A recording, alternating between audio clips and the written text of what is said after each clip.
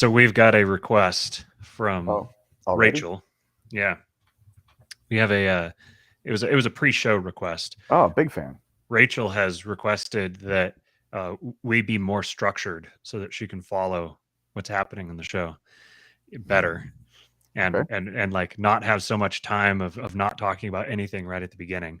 Well, we have our first segment of the day, the segment we've always done, which is the little kitten segment. So here we have Jet, who wants to say hello and then promptly go snuggle his little sister lover. But that's too bad because Snuggle is what now? I'm gonna take this little muffin and put her in front of the camera now. How many cats do you have now? How many did I have last time? 2, and you were about to have 3. Oh, this is the third one. Okay. Yeah, this is the new third one. Okay, so that's the one that yours was lonely, and so you had to go get the other one so that they'd be friends. And let me tell you, friends don't even. That's not even the tip of the iceberg. I mean, they are inseparable. You said sister lover a second ago. Sister lovers, yes, absolutely. They're disgusting. They're just so cute together. It is. It's bananas. I mean, if I honestly, of all the, ideas that I'm looking for, anything financial, if I just gave these two an Instagram or like a YouTube channel or something like that, I absolutely wouldn't have to fucking work. I mean, they're fucking gross. I mean, just the cutest shit you've ever seen in your life. And like relative to other kittens. Like, it's not just like, oh, kittens are cute. Nope. These are uniquely cute for kittens. Yes. What's up, people? All right. So as you guys can tell from the title here, we've got 3 primary subjects that I think that we'll get into today. We're going to talk about what? Can I just share real quick as we run down the topics? Yeah. That let's see. Russia, Ukraine. I barely knew anything was happening with that. American Freedom Convoy. I only can guess what that is. In Texas, targets child abuser. No, I knew nothing about that either, and I couldn't possibly be happier about that. I'm so mad that I knew that there was something regarding Russia and a war happening. I was so pissed. I think my mom told me about it.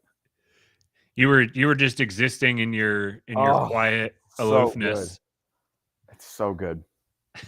I mean, 10 out of 10 recommend. Yeah. I've been kind of struggling the last. I think I kind of got into this a little bit on our last show, but I've been kind of struggling for the last few weeks, feeling very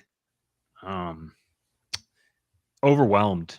Just feeling like it's a lot all coming at once. It's a lot of stuff all happening at once, and the future is in the short term, the future is looking pretty unstable, and it's kind of all the stuff that I've spent a lot of time thinking about for the last few years.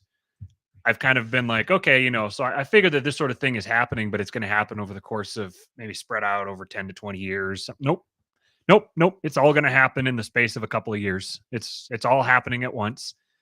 And so I'm feeling very rushed in my mind. Like I want to have time to process what's happening and figure out what's coming next, and be able to position myself with respect to new realities and everything. But it's just one thing after another. And I feel like someone in my position, like I feel uniquely privileged for the experiences that I've been able to have, and the perspective that I have the opportunity to have. And I can't even imagine what it's got to be like for people who don't have the context, or I don't know what's for the people who don't have like a broader picture of the world, and this is just all that it is to them. I can't imagine how just depressing, and like to have no meaning, to have nothing to pursue, and to be kind of existing in your own happy little world, and then all of a sudden this stuff starts happening out of the blue. I think that suicide rates, I wouldn't be surprised if suicide rates are just through the roof over the next. Oh, Matthew, you tease. I did see something. I did see something about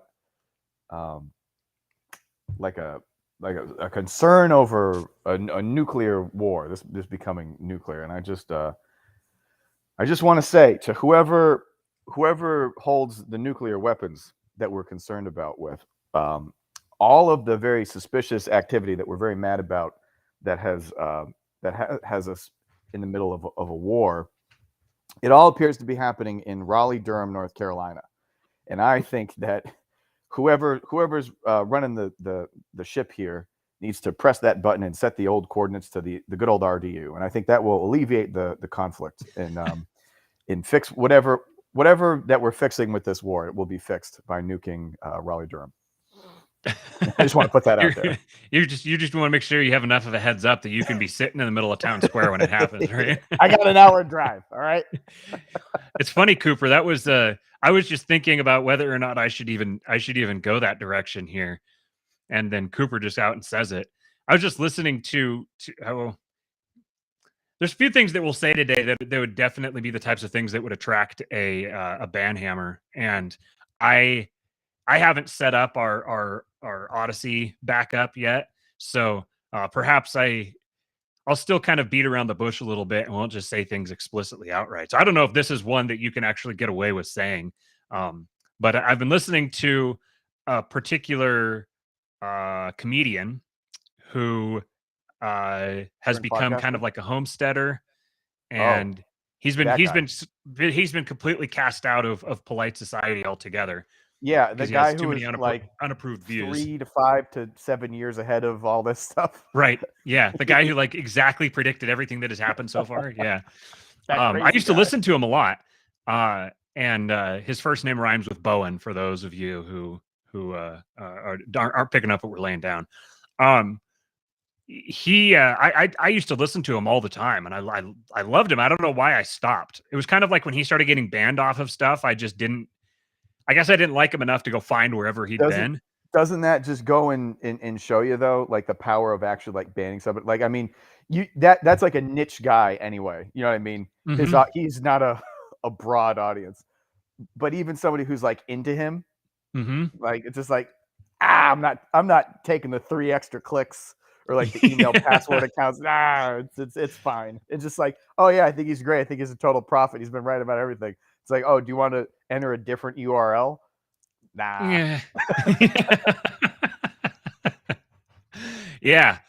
Yeah. So I started listening to an episode of his. It was a clips. Like someone put together a bunch of clips from one of his recent episodes talking about the truckers in Canada, and he had just the perfect take on it. He agreed entirely with everything that we were saying here, so that's partly why it was perfect. But I just was reminded of how much I love listening, like how much I love his take on everything. And there's this idea that I'm trying to kind of wrap my mind around here. I'm trying to figure out, because I'm getting really frustrated with just kind of the general tenor of the conversation within our various circles.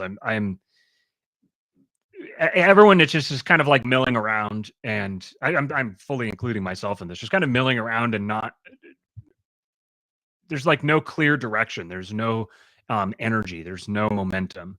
And there's people have kind of divided into broadly 2 camps, the white pill camp and the black pill camp. And Steven is wholeheartedly balls deep in the latter. Yeah, I mean, I guess I'll tell you what camp I'm not in though. I'm not in the camp of, isn't this crazy? I know how things could definitely be better. Well, in order to cope with, we're all like-minded individuals, please allow this be a revenue stream for me. I'm not in that camp. Yeah. You know what I mean? And I'm not saying that I'm not looking for revenue, but not just based off of like the more, without naming names here. You just got muted. I can't hear you. Yeah, sorry about that. I don't know what happened when I plugged the computer in. It was weird. The more thumbnails that I see of just like, can you believe it? It's just like, I've been seeing you not be able to believe it for like, I don't know, 5. Are you talking 10... about a guy whose last name rhymes with Tool? No. Oh no, not even. No, even Oh. like, you know, even people who like should more be able to get it. Should be like further along or whatever. It's like, man, I know you can believe it. I know you can believe this. I know that you are not flabbergasted by any of the things going on. I don't know. It's just like, okay, I get it. Everyone's got to like make their bag or whatever. And like, maybe you got locked into that in a time where you thought that, like things going in a substantially different direction was actually possible. And maybe like galvanizing some kind of like energy was going to affect some sort of change, that you wanted to see. But like, now you kind of just got to see that it's bigger, it ain't happening. So I wonder how people can kind of sleep at night knowing that like I'm really pot committed to making my living off of this shit. I got to keep the old shtick going. And I think there's a lot of people out there that are like that. Yeah, we're still in the early ages of like social media personalities, like people custom crafting their own social media personality and then attaching an ideology to it and getting themselves pot committed to that because that is their revenue stream. And you can't change your positions, you can't change your angle without losing people, without compromising your revenue stream. So people are there's an incentive for people to stay committed to that. And even when it starts getting your public message is just totally incoherent and doesn't add anything to the conversation.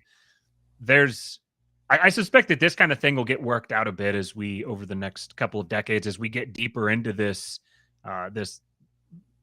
work. Because I mean, like, the internet's not going away, social media is not going away. These types of personal branding things, they're not going away. This is definitely the way of the future, unless we have some massive catastrophe that sends us all back to the Stone Age, in which case this whole discussion is moot in the first place.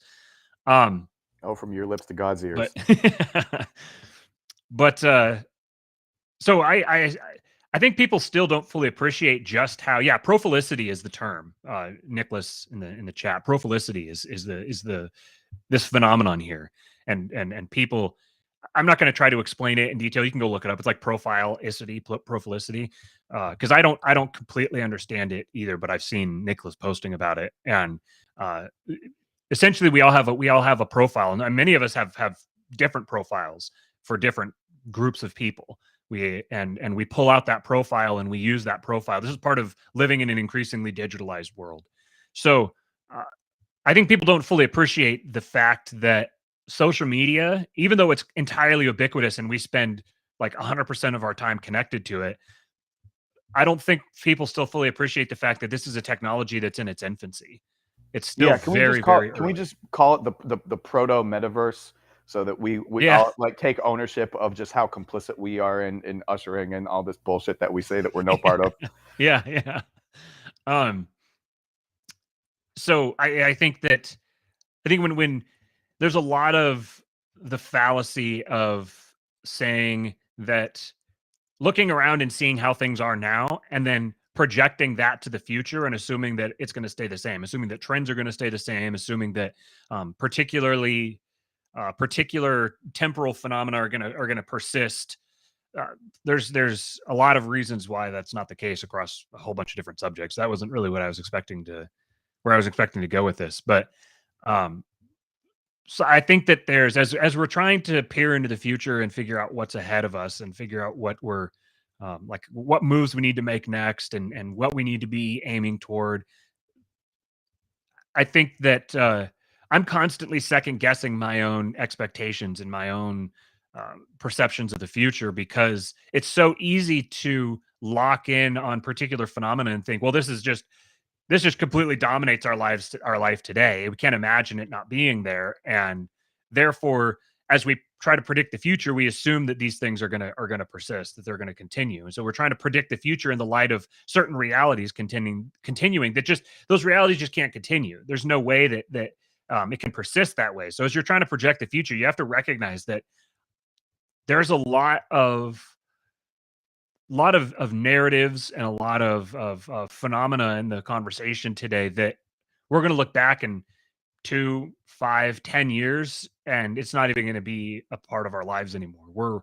we're in a transitionary age, and the transition's only going to last so long. Like if you look out back through history, every single time that that the world looks like our world does today, it's a transition. And often those transitions can be pretty catastrophic. They can be pretty destructive. There can be a lot of blood. But what nearly always follows those transitions is a new age with all the hope and optimism and stuff that brings with it. So I'm operating under the assumption that something like that lies ahead of us, that we're not, I'm not going to bet on the end of the world. And I think a lot of what I see from a lot of people that talk about this, that are uh, they're very doom and gloom about the future, not just the immediate future, but the long-term future. I think that they're not fully taking their predictions seriously, because if they were, they would recognize that what they're forecasting is the functional end of human society. And if you're going to predict the functional end of human society, then you need to act like that's what you actually believe. You need to act like you actually believe you're going to that we are on the cusp of being reverted back to the Bronze Age, or even further back to the Stone Age. And I just don't see that from a lot of people that are doom and glooming. So again, that gets you back to this idea of people kind of building a public persona, and then you can't, if you've been the doom and gloom guy, you can't pivot all of a sudden and not be the doom and gloom guy anymore. So you have to keep that. And then doom and gloom, someone that's preaching doom and gloom, it becomes a self-fulfilling prophecy, because the people who buy it, the people who embody that message, they begin acting like there's nothing to live for the future. They begin to act like the future's going to suck, which then creates a future that sucks. Were you about to say something? I was going to do a Jordan Peterson impression, but I thought better of it. Okay. You're not acting like you believe what you say. So your actions tell a different story, bucko. I've been getting, there's kind of, like I was talking about, there's these two camps. There's the white pill camp and the black pill camp. And the white pill camp is kind of like every new thing that happens is evidence that the good news is right around the corner. Kind of like, oh, actually this thing that's happening is great, because look, this is the thing that it's going to do. So you get people who are talking about the Russia-Ukraine issue as if this is an unalloyed good, which I think there's good things that can come of it, but clearly it's not an absolute positive thing. And there's the white pill side that just kind of is like, oh, we just need to elect Republicans and everything's going to get rolled back. People are going to have just they'll be at the end of their ropes. They're not going to stand for this anymore. And all the elected officials that have been complicit in this are going to get thrown out, and then everything's going to be hunky dory and great. Like that's not going to happen. That's not reality. That's an excessive dose of white pills. But it's become fashionable to be the one who the people who are predicting imminent gulag, who are predicting imminent I'm not going to say the H word.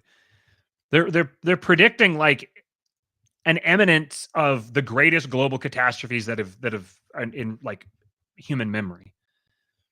That's what's the functional effect of talking about, like, there's the people being rounded up and put into camps and all those sorts of things. Like, not just that individually, but the types of things that are being predicted in general. And I don't want to make this personal. I don't want to go after specific people, because I think that I don't think there's any value in that. But I've been trying to find like a third way lately, because it's very easy for me to fall into the complete doomer perspective. Well, I have a way. It's something I've been kind of workshopping, but I call it the clear pill. So I've been ready to sort of put it out there into the world. Man, Cooper just derailed everything. He said long-term dick pill. That's pretty good. Yeah. Yeah. I think this has been the story forever, and we're certainly going through a part of it. In that, yes, at the end of it, at some point, whenever that may be, there will be the ushering in of something new that gives people hope. Things are going to look good. There's going to be good times that are enjoyed by many, and those hopes will inevitably be dashed, and we will rinse and repeat. And I think that's about the size of it. I think it always is going to have like a little bit of a different flavor every time it happens, and that's been the case. Has been well documented. Many books written about it, but anyway, I think that's all that there is to it. As far as war goes, it's like, yeah, war sucks. Are you anti-war? I guess. I don't know. It doesn't seem like war's very good. But like ever since that war started, people have been finding ways to fight wars, and it's always happened. So even I don't know. I almost feel silly saying, oh yeah, well, I'm an anti-war kind of person. Like, okay, well, Yeah. I mean, it's a clearly ideological position. Yeah. It's clearly not a, it's a virtue signal position. Right. Nobody calls themselves anti-war because they actually have like evaluated the subject and decided like rationally to settle on one side of it. Being anti-war is to say that there is nothing good enough to fight for. There's nothing that is worth going to war over. And that's a hefty statement. That's a very, very hefty statement. And ultimately it's a very good way. If you wanted to make people subjugate themselves, if you wanted to make people choose their own slavery, you would condition them to do things like say, all war is bad. I am anti-war. That's the surest way to get people to enslave themselves.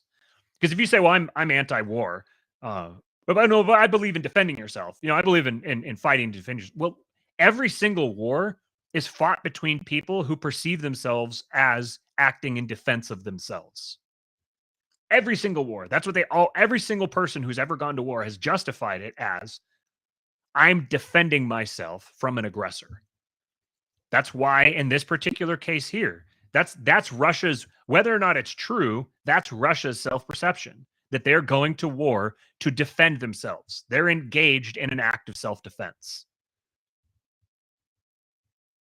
So I don't have a pro or anti-war position. And I think that anti-war really, especially as I've expanded my Christian understanding outside the very narrow lens of Western Protestantism, or it's kind of a redundancy of Protestantism, I've realized that anti-war is an anti-Christian position, because sometimes there needs to be a war. Sometimes people need to fight to protect their interests, to protect themselves, protect their family. Sometimes you need to fight a war because there are people who need to be fought and defended against.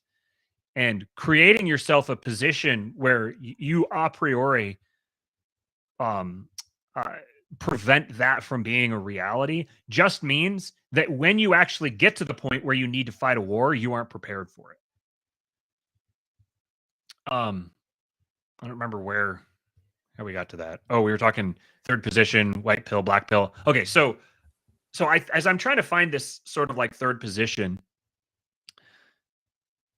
the thing I've been kind of playing with is that everyone is right. That the white pill people are correct. That the things that they're predicting are more than likely going to come true to some extent. And the black pill people are also right. That the things that they're predicting are also going to come true. There's going to be some form of gulag. There's going to be people who wind up in the gulags. Right now, there are people who are in the gulags. The January 6th political prisoners are in a gulag of sorts. But then, as Cyprian has pointed out, the modern day gulag isn't going to look the way that gulags have in the past. The modern day gulag is about economically sequestering someone from the rest of society, preventing them from participating in the rest of society. And right now, a huge percentage of people's participation in society happens through the digital world. So if you can sequester someone from the so-called digital public square, there's an equivalence there between like locking someone in their house and like putting them under permanent house arrest. At the same time, as we transition into the era of the central bank digital currencies, and as we've kind of crossed the Rubicon with respect to freezing people's financial assets, and they're talking about like programmable digital currency, where you will use a digital currency from a central bank that will be programmed to only be spent on specific products, or will only be spent in specific time zone, or in a specific time frame, or at specific locations. Like, it can all be programmed. So for someone like that, they're effectively being placed into a gulag as well. That sounds so cool. Well, what's funny is, so like each of these technologies, the people who are conceiving of them to a large extent for their positive benefits. Like a programmable currency is amazing. That's like a fantastic tool for certain applications, but it has a dark side. And I can't think of a single technology that doesn't have both a light and a dark side. You can't have the one without having the other. Opening up the possibility of the positive benefits of Bitcoin means that you're going to have to take the negative side as well. So part of the negative side is going to be a central bank digital currency that restricts those who are trying to use it to only particular transactions. And that's going to be a reality. Like, those people who are in that reality are effectively being placed into gulags. But really what's happening is those people are just having their current reality formalized even more. Because a huge swath of the population today is functionally enslaved. But we have these stories that we tell ourselves, these political formulas that say, well, no, actually you have sovereignty, you have individual sovereignty, you have the right to vote, you control your own outcome. But functionally, they're entirely dependent. They're dependent upon the state. They're dependent upon their local communities. They're just dependent on someone else to provide for them, whether their IQ is too low, or they got themselves in too much debt, or whatever the scenario, their medical bills, whatever. Somehow they've been placed into effectively slavery. And they can't just go travel anywhere they want. They can't just go buy whatever they want. They can't work wherever they want. Their options are severely restricted. And one of the biggest issues with this, the political formula of our current society, is that it treats those people as if those people are not effectively enslaved. It treats them as if they're, well, actually, no, these are sovereign, independent people who are completely self-directed, and they can pull themselves out at any time. They've chosen to be where they are. There's a degree to which that's true, but not to the way that it's portrayed. Not the way, like, if you went to those people and you said, look, you laid out the case of them, look, you're effectively a slave. You're a slave that's allowed to go live in his own house. But you can't just choose to not show up at work. You have to. So if you went and you laid out that case to them that you're effectively a slave, they wouldn't believe it. They would have all these different reasons why. Oh, look, I own guns, or they give all their reasons for why. Yeah, free range citizens. That's a popular. It says free range citizens. Yeah, they're effectively enslaved. So what will happen is those are the people who are going to become dependent upon a central bank digital currency with a UBI that is restricted and can only be spent on specific things. This is what's going to happen to the majority of the urban centers. That's just how it's going to be. But then there's going to be people who are not subjected, who don't live in that same reality based on the decisions that they made, the positions they put themselves in. They're not going to be subject to that same reality. It's going to be a threat to them. It's going to be like a Borg that has a gravitational pull. And you have to constantly fight to keep yourself out of that Borg. You have to be savvy, and you have to constantly stay moving. You have to keep yourself disentangled from that. I had a thought that occurred to me, and I didn't write this out. I needed to just get the thought out of my brain and just write it down and then try to clarify it later. But I said that I've been thinking about this just relentlessly. The whole "you'll own nothing and you'll like it." That's not just a meme. This is a cold hard truth. You'll own nothing and you'll like it is going to become a nearly universal reality. I feel like nobody owns anything now, though. Like, I think it's already true. Right. Like, the vast majority of our society is dependent upon debt, and somebody owns that debt. So ultimately, somebody owns you. A huge number of people, they have control, they have possession of something, but they don't own it. They aren't the ultimate primary sovereign. And it would be much healthier for a society to recognize that, to acknowledge that to make that formal, than to continue with this charade pretending that people are actually in control of themselves. So what I'm expecting to see, this is I can't wrap my mind around some of these technologies. I'm trying to understand them. I'm trying to understand the implications of them. Specifically with Bitcoin, and I'm talking lowercase b Bitcoin. I'm talking Bitcoin as a philosophy, and not just the current specific iterated application of it. But when people talk about it as like digital cash or digital gold, or they have these different things that they'll like, yes, it can have some of those characteristics. But the part that I'm trying to understand about it is that this is not just a different currency. This is a different method for transacting that is upstream of the evolution of currencies. This solves problems that private property evolved as a technology to solve. This solves problems upstream of private property.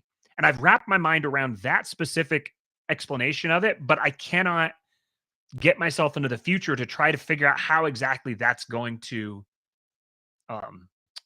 bear itself out.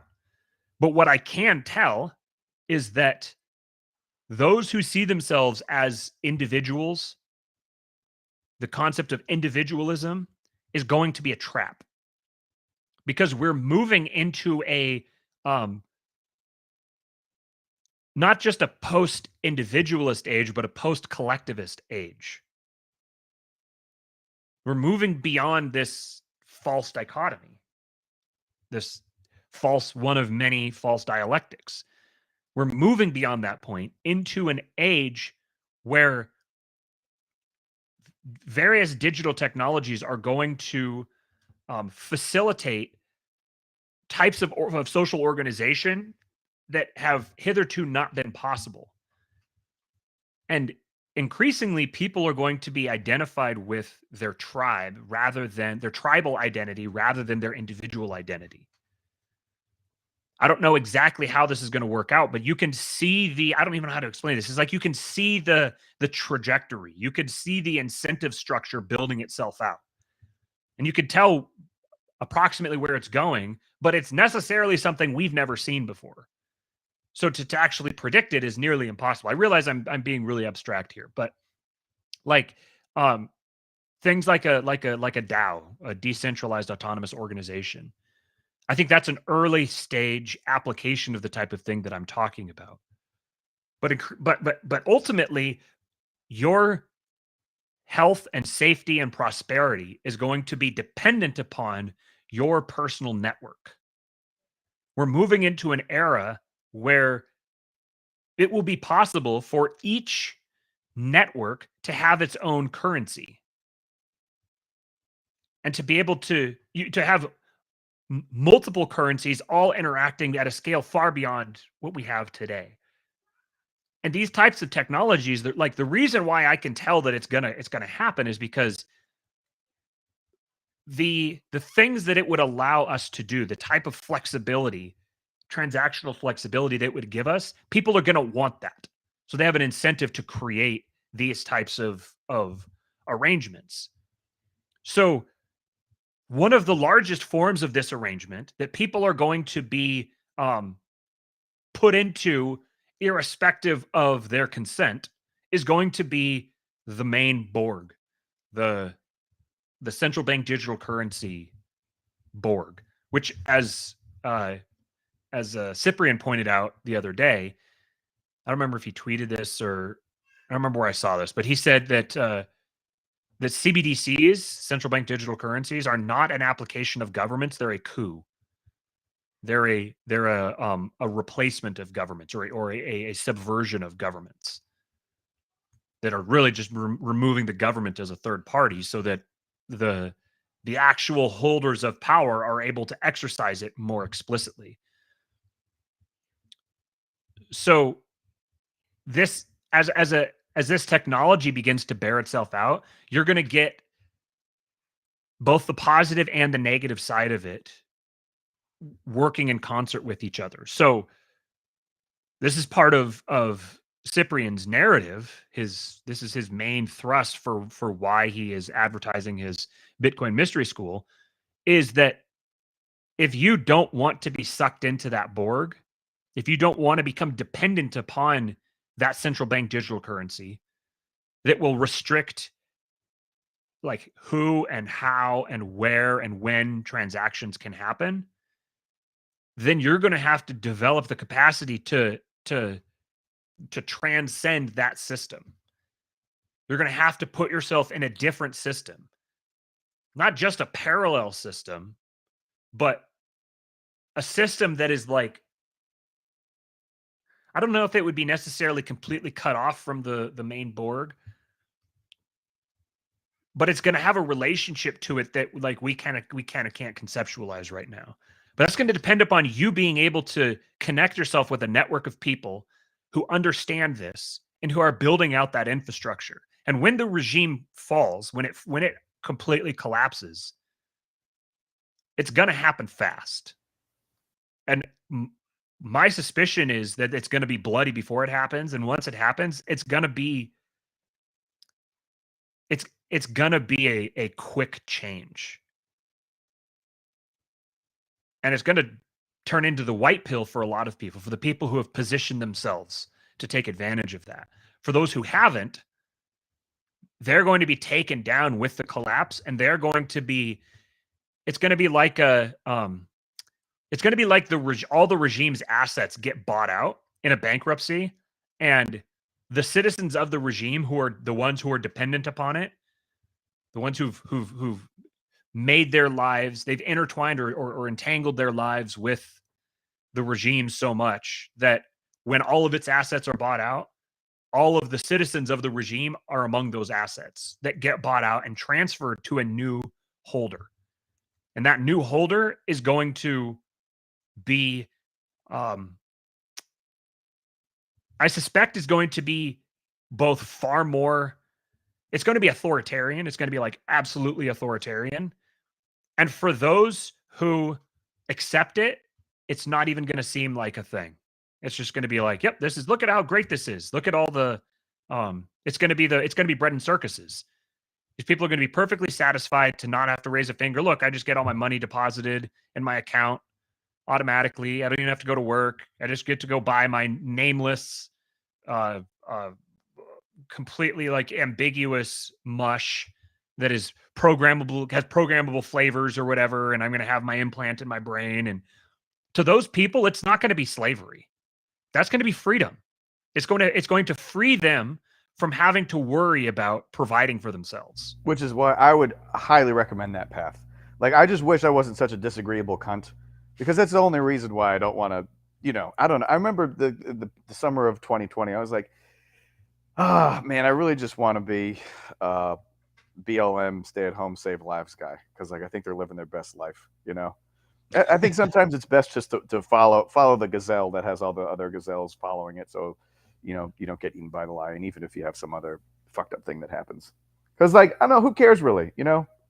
At the end, like, is there a good reason other than being disagreeable and not wanting to do what everyone else is doing, or what you're being told to do, or whatever the most dominant people are? Is there a real reason not to go along with that? Because it's just, I don't know, why the fuck not? Is the way that we're currently living so great? If would that be like what we drew up from the drawing board, if not presented like with the alternative? It seems like a lot of work. I gotta do an online class with a guy on a fucking island, and then I have to network with people, and I'm already contrarian. I don't like other people anyway. It seems like at some point, like the laziness of the disagreeable people is going to catch up to them, where they're just like, all right, fine, fuck it. So you have to be very disagreeable and very not at all lazy. And so I don't know what the intersection is there. If you're disagreeable and lazy, then you're likely going to be the one who is sucked into the Borg and sees it as slavery. So there's going to be the people who get sucked into the Borg and don't see it as slavery, the people who get sucked into the Borg and do see it as slavery, the people who escape the Borg and see that as slavery, and the people who escape the Borg and don't see it as slavery. You're going to get all four quadrants.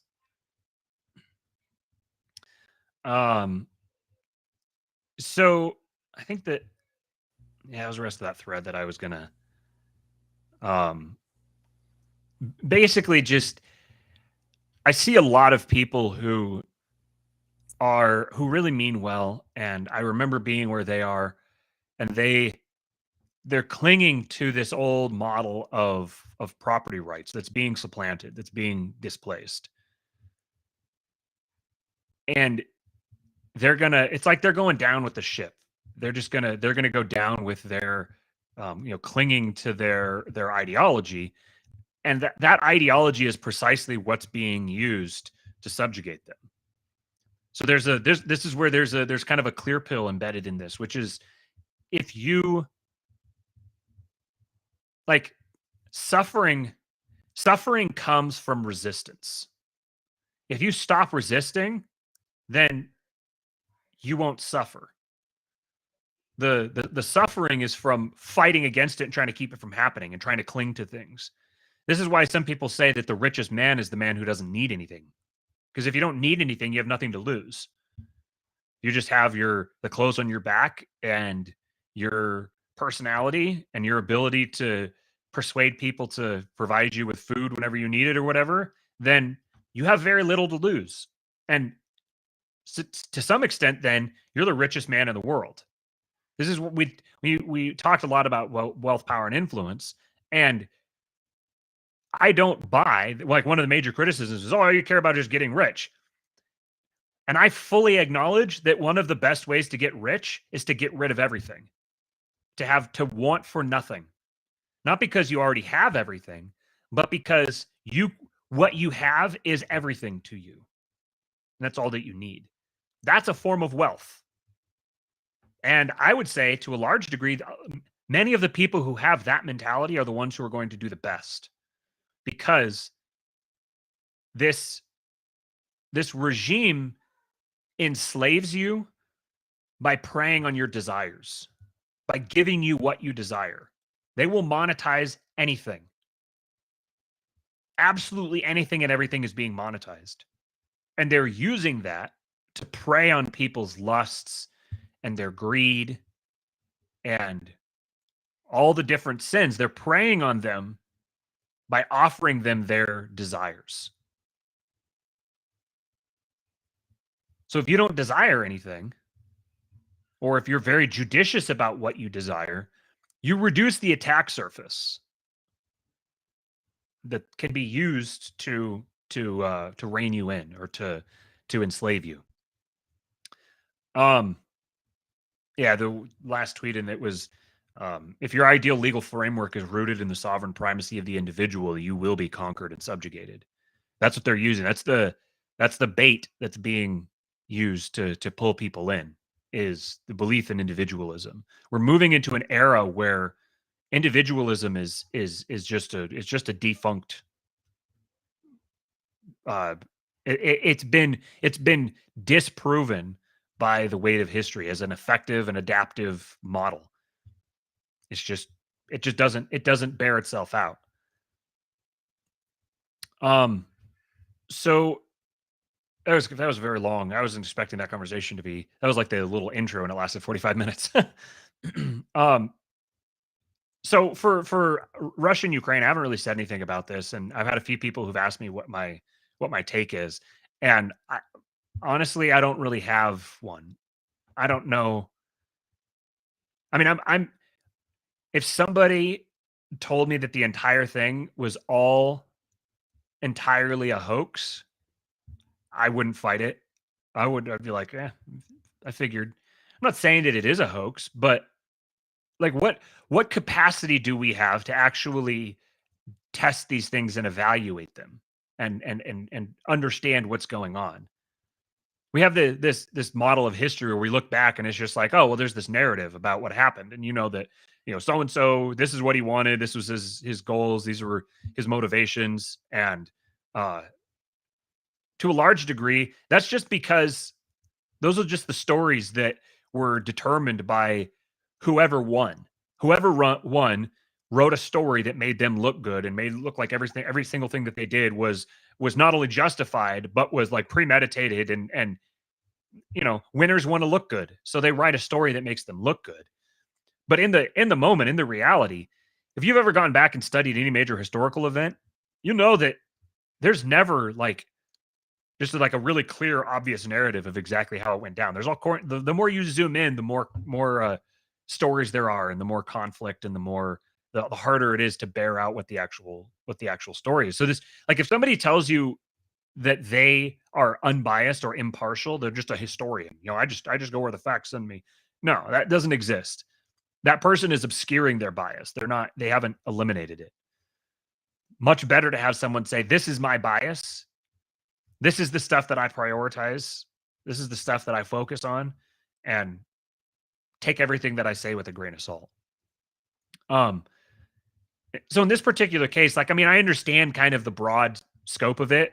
NATO, ever since the 80s and 90s, NATO said, "Oh, we're not going to move east. They're not going to move the tiniest bit east." And all they've been doing is just moving east and moving east and moving east. And NATO has been just provoking Russia.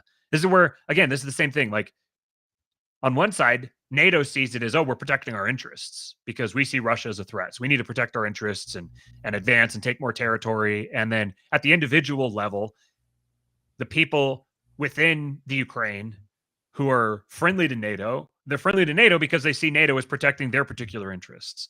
And then the people who are friendly to Russia, it's because they see that, like, all of these people they all see themselves as the victim and acting in self-defense. What was Yarvin's thing? Poke a sleeping dog, then call it until it bites, then call it a mad dog and shoot it, or something close to that. Yeah, that's in Anamnesis, his video on the mystery cult of power. He goes into that. He talks about this has been the progressive way since at least the Civil War, which is provoke, induce someone into responding, and then when they do, then make a big show of, oh, wow, look, now we have to protect ourselves. Look at this evil aggressor. And fortunately for them, at every stage in history, essentially, whoever occupies the progressive role, the role of the quote unquote progressive, always winds up having control of the person who writes the story about it. So then they establish the official narrative as whatever whatever makes them look good. And so then thereafter, anybody who's challenging that official narrative automatically has a disproportionate burden of proof to try to supply some kind of alternative. So again, this is essentially the same thing, but I'm not going to say that I'm not naive enough to just say that Russia are the victims and the good guys, and they're fully justified of doing what they're doing. There's just, you can't plant your flag on it if you aren't personally involved in it and don't have your interests personally immediately represented by the conflict, then you can't justifiably plant your flag on either side, or not even either side. There's multiple sides. You can't plant your flag on any of them. So I think it sucks that so many people are going to die, that already have and are going to, presumably. And I think it sucks that the global markets are going to take a beating. And because of that, all of the malinvestment and all of the like everything is kind of teetering on the brink. And all this is going to do is just accelerate that even further. So I don't have a take beyond that. I can't vouch for one side or the other. I can't even believe it's people that are like showing videos of stuff. There's like this completely black screen with a little bit of like fire and explosions way off in the distance, and they're like, "Oh, this is the such and such region of the Ukraine, and this is what's happening. This is such and such ordnance from this specific plane or whatever." And I'm like, how am I supposed to believe that? How am I supposed to believe? Well, because they haven't lied about stuff like that before. Right. That's why. All of this stuff is just false flag baked inside misinformation, wrapped with disinformation. And everyone on every side wants to portray the entire event as favoring their narrative. And a lot of this is just bait to try to get you. It's bread and circuses at the global level, trying to induce people into pot committing on one side or the other. I imagine that it's inevitable that if this kind of conflict persists, like it looks like it most likely will, I think it's probably inevitable that Russian Orthodox in America are going to be demonized, which is great because I just started attending a Russian Orthodox church, and I know that Cooper is in the process. I think he's in the process of being catechized into a Russian church as well. So this is going to be great. But aside from that, just because I see Russian Orthodox as my brethren doesn't mean that I see that I see Putin as representing my interests. I just, there aren't good guys on the global stage. If you're looking for one, you're just a sucker. There's a lot of people that are afraid of like, oh, am I going to get drafted? Are they going to institute the draft? Am I going to be forced to go fight? I'm going to put myself out on this, and perhaps this turns into, I get someone's like, haha, look at this fucking idiot. He was so wrong. And if so, then so be it. But I think there is absolutely 0.00000% chance of any type of a draft. I don't think there's any possible way that that's going to happen. Because if there is, it's entirely predictable, even for the goofballs within the regime. Like, they know full well what the population thinks of them. The institution of a draft would just be absolute. Amy says, I can't walk the dog without wheezing. I think you're okay. Yeah. I tried to enlist when I was, let's see, what year was it? 2013, I think. I tried to enlist, and it ended up being a whole thing. I got pulled out of MEPS by a couple of MPs and hauled up in front of the commanding officer there and accused of lying on my enlistment forms. And that was fun. But I was misled by a recruiter, and fortunately I didn't have to pay any price for it apart from being denied. And I'm very, very glad that I was. I'm very, very glad that I was denied enlistment, because I was a different person back then. And obviously now I was no way that I would ever consider something like that. But it was a very different world then too. And I would not have been a happy camper with the life that I would have had to lead if I had done that. But anyways, I don't think there's any way on God's green earth that there's going to be a draft. There's nowhere near the national will. Nobody wants to fight. Nobody's going to go fight in a war like this. There's no way that you're going to generate the willpower for that. All you're going to do, all that instituting a draft would accomplish is sparking like mass resistance movements that are just going to completely fracture and collapse the economy. And there's one thing that I wanted to kind of talk about, because I hear the response to that everyone is kind of like, this is the kind of the black bill, the doomer take, that they're just looking for a reason to just start rounding people up, and they're looking for a reason to take everything hot, and they're looking for a reason to just bankrupt everything, and like, I think that mischaracterizes the actual substance of the regime. I think that mischaracterizes what the nature and the motivations of the regime, because I don't think that there's a, how do I say this? I'm the world's biggest conspiracy theorist. There's not a single conspiracy theory that I'm not willing to entertain. Speaking of, we were talking about the one at the very beginning there about nukes, and so then the bear captain himself had a very interesting take on them, which I've heard other people say as well, that they don't exist, and the whole thing is all propaganda. And I love that one. I think that's fantastic. I think that's a brilliant conspiracy theory, and I totally would buy it. It's something that was given the surroundings of the I just blanked on the Manhattan Project, giving everything surrounding that, and all the secrecy and everything that went around that, and the degree to which, like, right now we haven't fully appreciated what the introduction of social media has done to the collective consciousness. We haven't fully appreciated that because it's only just been introduced, and the weakness of our subjective perspective on things means that we end up filling out the rest of the narrative in our head with a bunch of stuff that's not actually there. The same thing was happening throughout the 30s and 40s and 50s, where there was a thought control regime being installed that the magnitude of which has hardly even been appreciated now. So the people that were establishing all of these narratives throughout the rise and the institution, the military industrial complex, they had a control over the narrative that even the people still today haven't appreciated. So they had the capacity to install just the most egregious lies imaginable and have them be completely believable.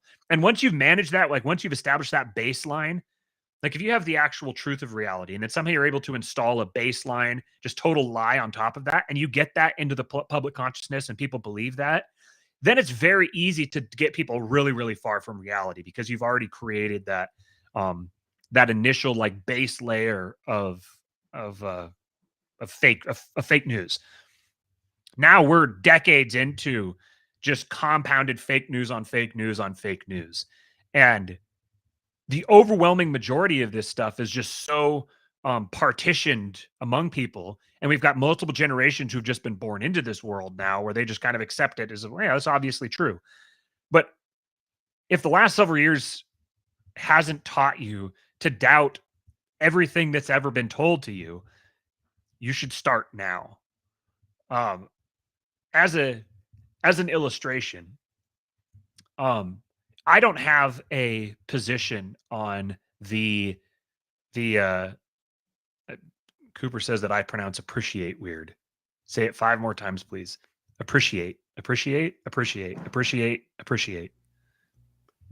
How is that? Tell me, Cooper. I think he's looking for an E, like an appreciate. Appreciate. Yeah. Appreciate. Yeah. Yeah. How do you say milk? Milk. Yeah. As opposed to. Some people say milk. I feel like yeah. there's that would be sort of he did not like your pronunciation. Well, I don't like you, Cooper, so you can suck it. The what were we talking about?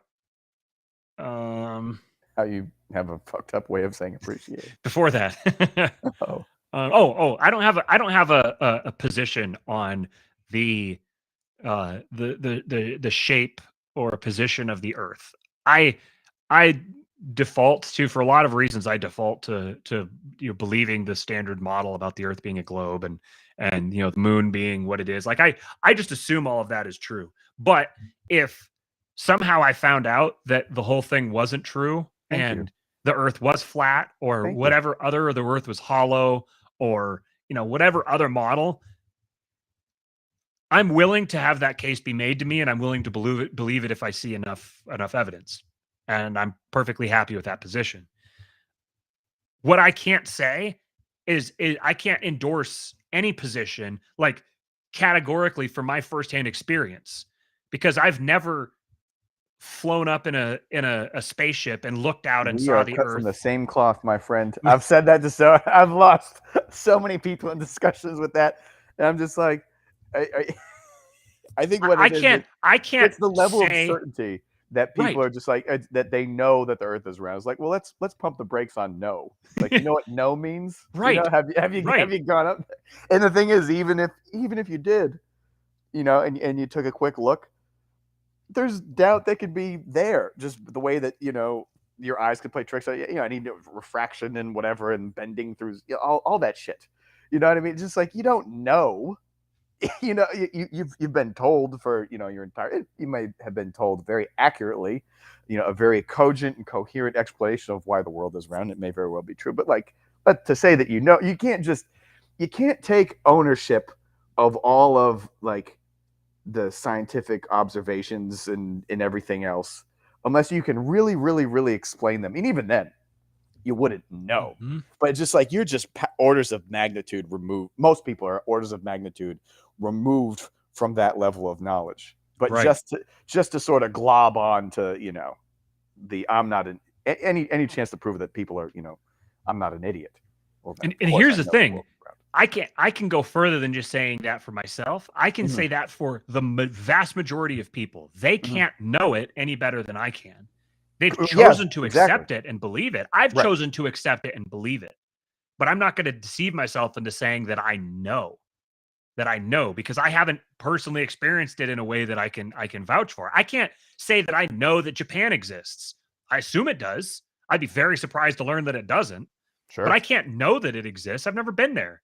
I've never been in a place where I could even remotely begin to like verify it for myself. So I just take everybody else's word for it, I because used it to would work be for really, Honda. really weird if it didn't. So that's about as close as I got. That What'd you was kind say? of like being. I used to work for Honda. That's about as close as I got. And if Japan is a real place, I don't think I want to fucking be there. You watch Gran Torino? I'm just kidding. That's pretty great. Yeah, no, Japan. The idea of Japan sounds pretty awesome. Actually, the more the older I get and everything like that, just sort of the culture. A It lot of the definitely things has that its I perks. didn't appreciate about the work environment of where I worked, I would appreciate about living in that country, I think. Hmm. Yeah, But yeah, that is my default on everything. That's been like the biggest like block for me, when people are trying to usher me along in my faith journey, and just like it's that word believe and that word know, kind of. It's like, man, I got to come at this from a little bit of a different angle here. You know what I mean? mm-hmm. It's What's like, crazy about this is how much then of like how much of the world, how much of our reality is something that we've taken entirely on faith. we outsource so much of our Everything. trust. Like, I mean, a Yeah. lot. I mean, anything that has had to do with like any, flu seasons and years past or anything like that. It's just like, hey, man, I'm not going to pretend that I know everything there is to know about shots, Mhm. viruses, statistics. You have a certain like sense for things, and if you have a reasonable capacity for critical thinking, wherever that came from, because that can be certainly shifted one way or the other also. um, at the end of the day, you're going to be you're going to be basically at the end you just have to make a choice, and you have to outsource a certain amount of your research and whatever else, just to different people, and a lot of those people do it to like with the medical establishment and whoever's on NPR, and that's like the numbers are in their favor, and other people do it with guests that Pete Quinones had on his show that seems to make a lot of sense. I wish I could remember what that guy's name was. Which one? I really do forget, but he was kind of talking about how they had made different V words previously for different C things that have existed over time, because a C word is not a new thing that exists for a long time. And so what they found in the pet trials were that upon re-exposure to the C, that those animals that had the V suffered kind of more pronounced like symptoms and got sicker. Mm-hmm. And so when I was listening to him, it just kind of felt like, oh, that seems like it makes sense. Let's let the next 6 months to a year play out, and see how this guy comes out. Give him his scorecard. And it seemed pretty right. And it's something that just occurred to me as you were saying that that's how a lot of this stuff works. A lot of it is just like when was the last time that you decided to kind of study into a certain subject where you had just kind of accepted the standard line on it, and as you started to dig into it, you realized, wow, this is all bullshit. Like this is all just like a cover story essentially, and none of this stuff is actually true or verified, or there's all kinds of different stuff you didn't know. Like that exists on every subject in every field. Mm-hmm. There's a thing called Gelman amnesia, where I've talked about it on here before, where it's like you go into a newspaper and you're flipping through, you're looking, you see a story on a subject or an industry that you're very familiar with. And as you read through it, you're like, this is all just total horse shit. This is all like, who are they? What sort of joker did they get to talk about this? If this guy has no idea what he's talking about, I can't believe they would print something that's that insane. And then you turn the page and you proceed to read everything else and just assume that it's true. But that's how all of that, like every single subject is like that. This is our entire the narrative, the whole picture that has built up around us is just a network of total just total bullshit lies. And what's been happening is, I think, through the internet and through the ability of whether it's increased leisure time or just the internet opening up abilities to study things that weren't possible before, and then is enabling people to talk to each other more. People are going to these things that they just naturally trusted before, and increasingly learning how much bullshit our society has been built upon. And it's really easy to then default from that and be like, well, this could just had to be a conspiracy. It had to be like ill intent. It had to be people that were deliberately trying to coordinate all of this kind of stuff. And I don't think that necessarily has to be true. I think it's possible for a system that's this complex to just be that everybody is the majority of people are just going about their business, just head down, just doing their thing. And it's a compounded bunch of little tiny decisions that on their own just seem kind of innocent, little white lies here and there that get compounded and stacked and spread out across industries that turn into massive lies. And so then what you can get is you can get a small handful of people can have a disproportionate impact on everything else. So relatively few people can create a massive conspiracy that the majority of people are just kind of helplessly, or not helplessly, but naively going along with. Before you move on, there's some not round world discussions going on in the comments, and nothing could make me happier. This was always the logical fucking conclusion to our show. Just I tend to I'll default to the normal standard explanation on something. But I'm perfectly willing to have somebody prove to me otherwise, and I'm ready to believe it as soon as you do. I think that I'm fascinated by the idea that that V words, I probably have to be more specific than that. The V word that rhymes with papyrus. I'm fascinated by the idea that those don't actually exist, or they're not. We've taken a lot of our understanding of bacteria and the way that bacteria function, and we've just said, oh, well, these things are like that. They just are different slightly, but they function in largely the same way. So it's just like, oh, if the thing's there and you get it on you, then you get infected, and then you like that whole narrative. This fantastic theory has been put forth that that's not how it works at all, and that actually it's something that's produced by your body as a signal that there's some type of toxicity going on. It's like a messenger being sent out to say, hey, look, there's shitty stuff over here, beware. And so there's a causal relationship that's inverted there. And the reason why the standard understanding of it has persisted is because precisely what we're seeing here. It's fantastically profitable to the right people who are in the right place, who have an incentive to sustain that. And there is such an immense professional cost now to people questioning that, to people suggesting the sort of thing that I'm saying here, that it's just like there comes a point where you wouldn't expect people to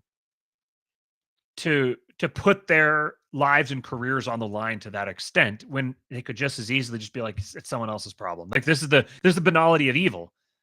That evil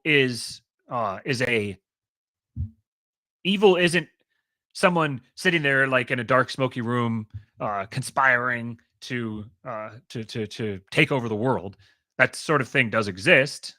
Sort of thing is there, but the majority of evil that you see is people that are just like, I'm going to take the easier route. I could do this hard thing, but I'll just take the easier route. Someone else can do it. And it's like when you push them on it, they're like, yeah, I know. I should do what I know is right. I know, but it's not like wild, dark conspiracies. But we don't do dialectics here. Shout out Cooper.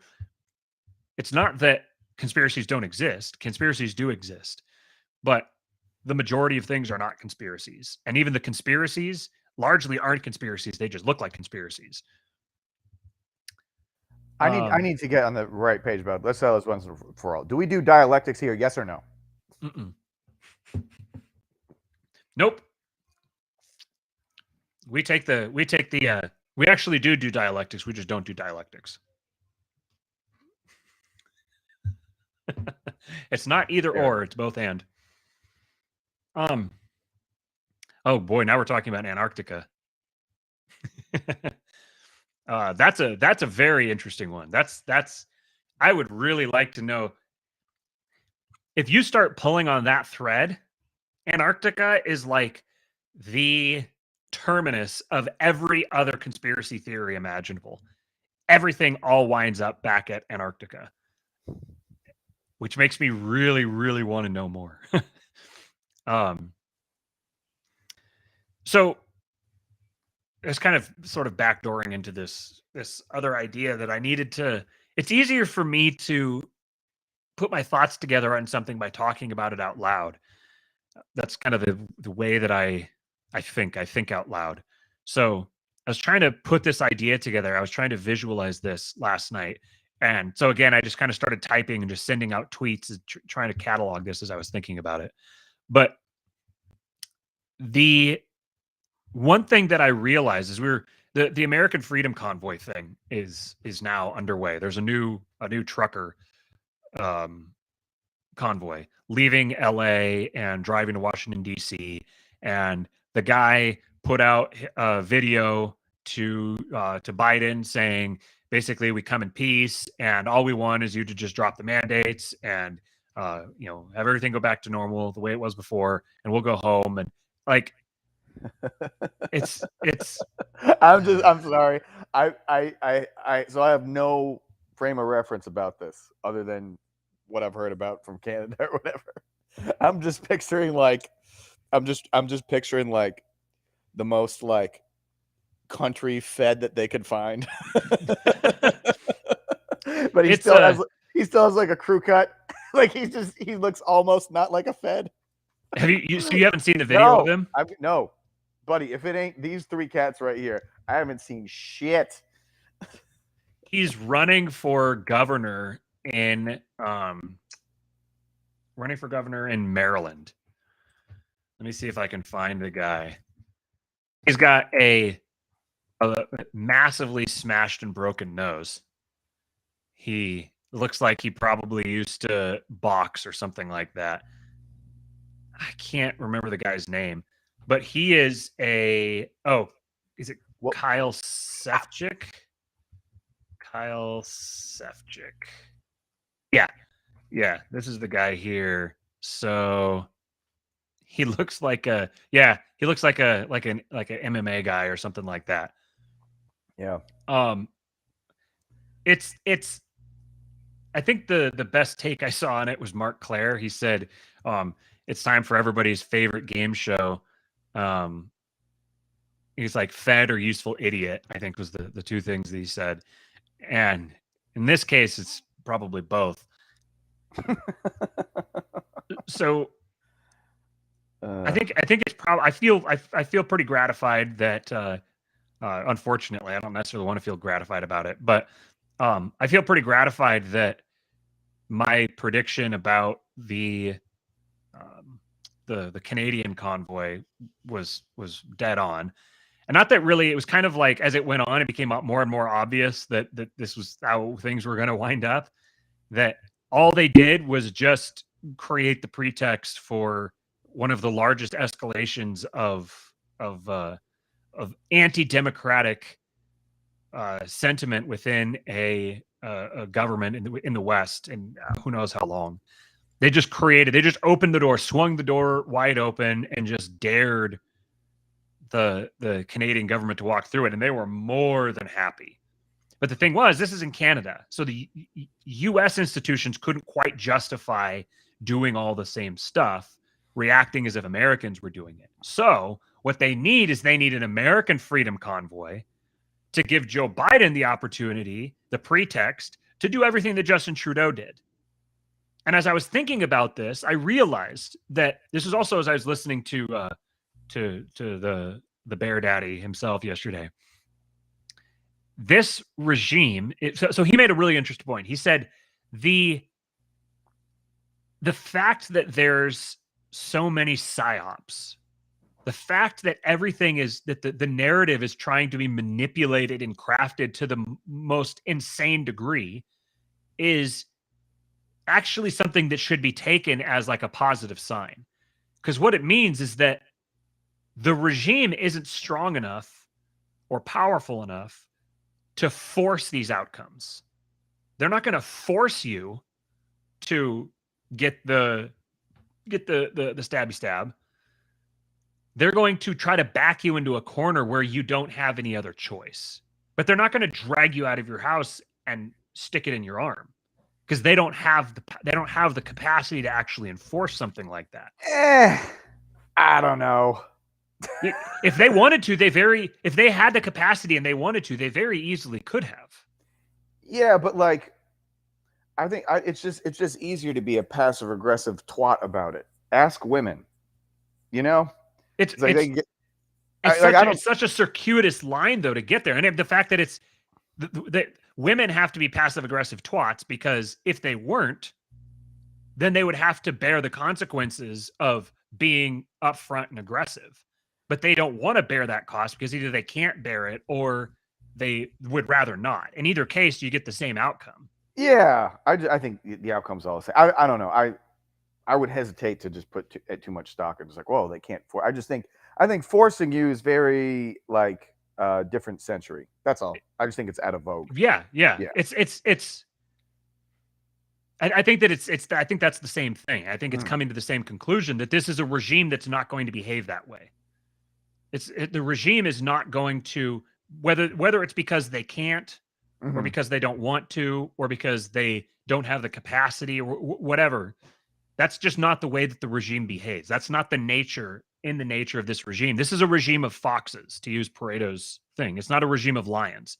The lions are the ones that drag you out of your house, shove the thing in your arm, and tell you to get a move on. And they come hunt you down, and they like The regime doesn't have the manpower to do that. They have to do the roundabout way of trying to social pressure you into doing it. Yeah, 30 million, 330 million sheep, you know? It's a lot. Yeah. So, like, one of the examples he used was it New Jersey? It was one of the states. They toyed with introducing like a mandatory, and everyone was like, yeah, screw you. It was something like there was however many several million people, and they had like 200 open jail cells. So it's like, what are you going to do? You're gonna come like force me to, and if I don't, you're gonna take me to jail. How many of us are you gonna take to jail? So it was pretty easy to just for people to just be like, yeah, screw you, I'm not gonna do that. And they could they it was toothless. So the regime has to induce people into giving them a pretext to take action. They can't proactively do stuff. So the regime is fundamentally reactive. The regime is not a really the fox lion breakdown. It kind of makes this the most is really kind of makes the point here that this is a regime that expands its power through lying and deceiving and fraud. It's not a regime that expands its power through force. And that's partly what I think. This is me speculating. This isn't any type of knowledge that I have, but I think that's partly what is empowering Putin to make the type of move that he is, because a lot of the West are paper tigers. They've maxed out just about every single um, bit of ammo in their arsenal, and like in particular, Germany has made themselves heavily dependent upon Russian energy, Russian natural gas, and others. So now they're in a really awkward position where they're supposed to defend a supposed ally, but they have to fight someone that they're completely dependent upon. And this is what's happening is all of these institutions are beginning to they're maxing out their potential.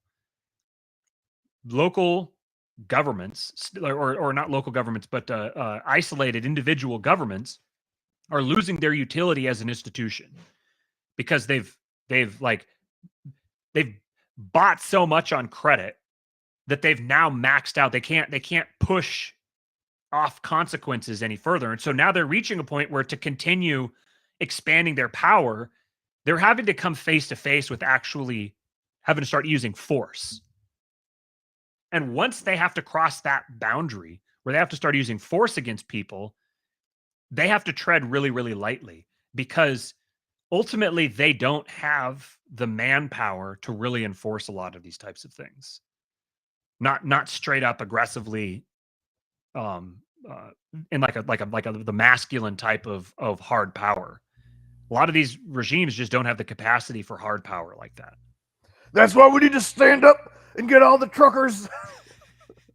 But so what they do is they can't take on everyone. Yeah. They can't do like national mandate type things for everyone. So what they have to do is they have to pick people off. They have to segment people away from the herd, and then try to like keep everything off of the cameras, off the TV cameras, and like do everything kind of behind the scenes and keep it secret. Because people still want to buy this political formula that they have a regime that represents them, that they have control over it, and that it's a modern liberal regime that doesn't engage in human rights abuses. It doesn't have the capacity to it can't sustain that narrative for long and explicitly start engaging in some of these types of behaviors. So they have to go the roundabout way of creating all these elaborate pretexts and trying to induce people and use false flags and all these different ops rather than just straight up forcing stuff. So as I was thinking about this, I'm trying to like visualize the regime. And so the regime is reactive. There isn't somebody actually in charge at the top. The regime is made up of a bunch of people who all assume somebody else is in charge, who all assume somebody else is responsible, and they're just the ones reacting to the circumstance right in front of them. Everyone is strung out. Everyone is overworked and underpaid. And you know, everyone's just trying to get by. And so I said the regime is reactive. It waits for its opponents to move and show their hands, and then it responds from a position of strength, acting as if they've been forced to take the actions that they wanted to take anyways. The trucker thing in Canada is the perfect example here. They didn't have to proactively take the step of saying, get the stabby stab, or we're going to lock you down financially. They waited for the useful idiots to step up and present themselves as quote unquote terrorists. And then they said, well, now we have a justification. Now it's easy to institute this type of policy because there's not going to be as much pushback, because trying to push back against the policy automatically lumps you lumps you into the group of people who are being targeted by the policy. So this is a luxury that's afforded he who controls those who record the narrative. So as long as there's the official narrative, the official, most people recognize that it's bullshit, but there's the official capital N narrative. So as long as the regime controls that, as long as they control the people who are recording the narrative that's a sufficient percentage of the population believes, then they can keep playing this game. So there's no one who's actually in charge. Everyone is reacting to everyone else while pretending someone is in control. This is why they need contingents of radical ideologues to play the role of activist who's committed to his principles. The predictability of that ideology, that becomes a shelling point for everyone else. That becomes a shelling point for all the different apparatuses. Apparati. I always do this. Apparatuses. All the different apparatuses of the regime. When you get the radical ideologue who steps up and says, these are my principles, I'm going to act according to these principles, these are our goals, do or die. Now you've just created a predictable enemy for everyone to rally around. If nobody was stepping out and saying, oh, we're going to be the activists and we're going to take back our freedoms and all this sort of thing, then the regime wouldn't have an actual enemy. They would have to fabricate one, which they do. They manage to do that. But if they have to fabricate the enemy, they're having to work harder and expend more resources than if people are just volunteering to be the enemy, to be the pretext for the next escalation. So the regime actually exists in the negative space. The regime just occupies wherever people aren't currently looking right now. I had an example I kind of thought here. So it's like the regime is the clever journalist who poses as a dumb interviewer while deftly manipulating the subject to create the story through the specific questions he does and doesn't ask. So the person being interviewed thinks he's the one controlling and dictating the story. But the story is actually being dictated by the person who's asking the questions. The camera is not on the person who's asking the questions, but he's the one who's actually creating the story. And so then the ultimate stroke of power is to be able to do that, to dictate the narrative while thinking somebody else is dictating it, and have that other person think that they're the ones in control. This is the game that the regime has been trying to play. It's been a pushing off of responsibility, just constantly kicking the can around from one industry, one apparatus to another. And they're using up all of the slack that they have. So eventually they're not going to be able to keep this game going any longer. Eventually, inevitably, at some point, something's going to happen where something's going to come to a head. And one apparatus of the regime is going to be forced to actually have to take a proactive, preventative stand on something. And the big question is, and once that happens, it's going to be dominoes falling fast. Like an example that's been kind of fascinating to me thinking about lately is Romania. And there's that one speech where Ceausescu is giving this speech, and he sees himself, he's the authoritarian dictator who's the most powerful man in the country. He's giving this speech, and people are starting to like make noise and stuff, and he kind of is like, hey, like shut up. Like usually you tell people to shut up, and they knew better. If they didn't shut up, then the secret police would come pluck them out of the crowd and they'd be disappeared. But now even the secret police are mad at him. And there's this speech where he just one day realizes that he's lost control of the crowd.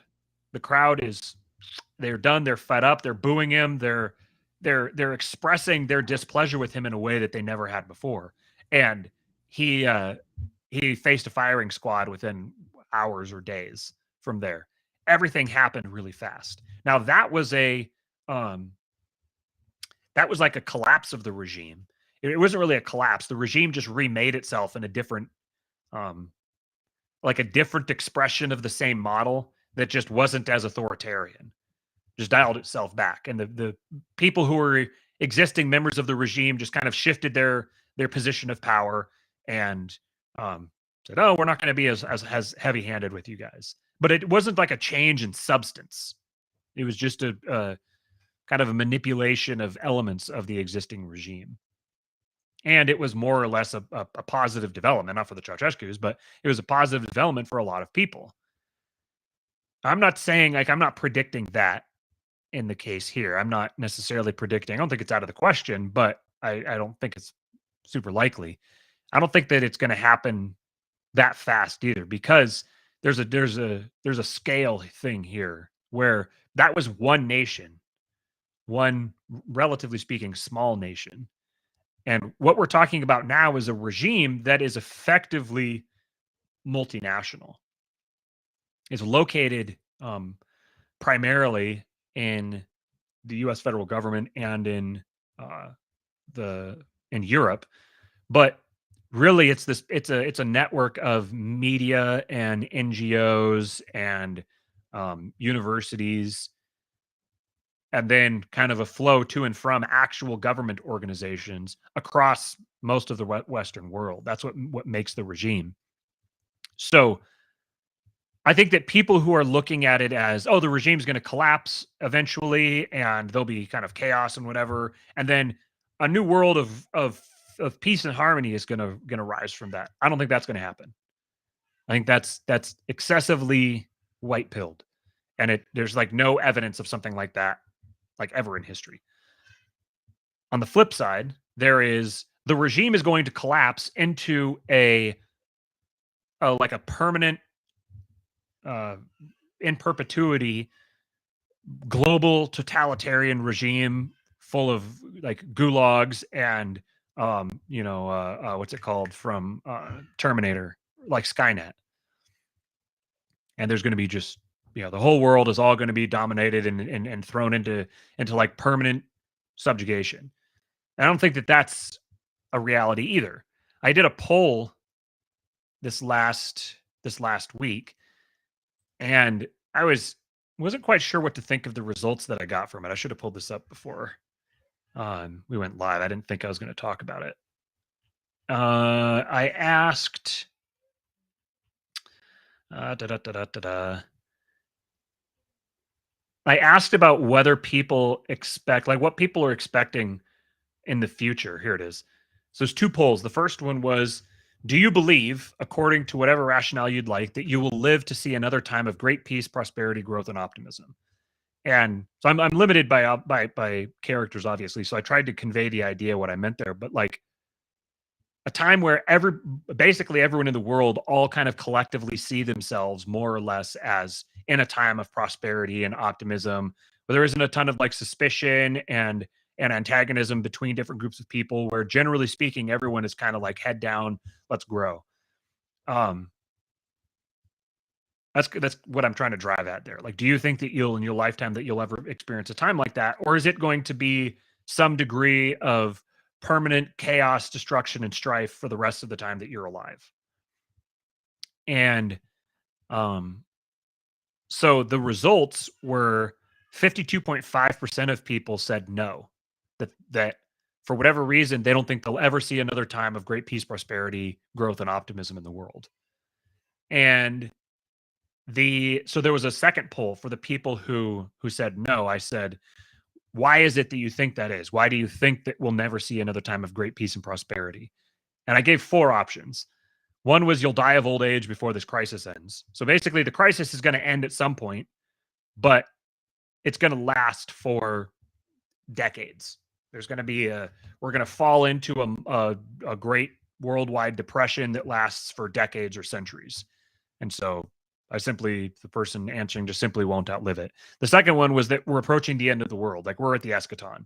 where the actual end of the world and transition into the afterlife or whatever you believe, like that's upon us. That was another option.